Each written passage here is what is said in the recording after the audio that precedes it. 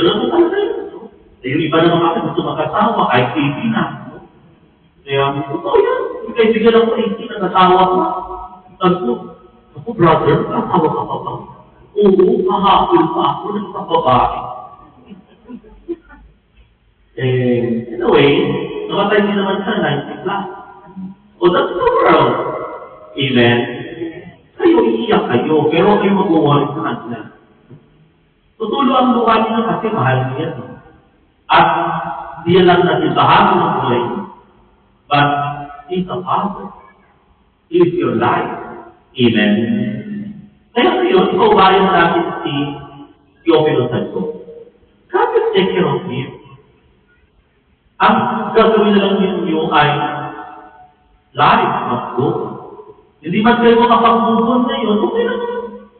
Gano'n naman talaga eh. 3 years from now, hindi ka pa makapag-move, okay na, okay lang.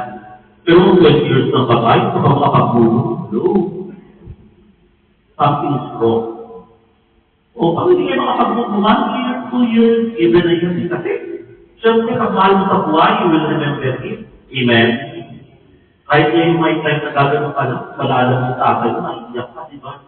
Lalo na yung pabutihan niya. So, yun yung kagandahan sa atin. Yung pag-alaala, ang pagmamahal. Kaya ngayon sa ubahay ko. Because now, Theophilus goes to eternal life and he will live for God. Amen. Ayun na yung buhay niya, and he will be happy. No problem at all.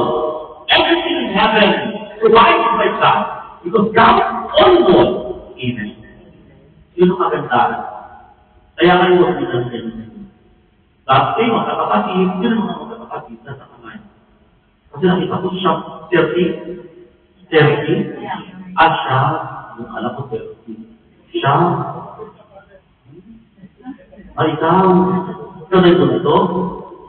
Okay, 39, no? Kaya pala haba ng puluhan, na ano, anak.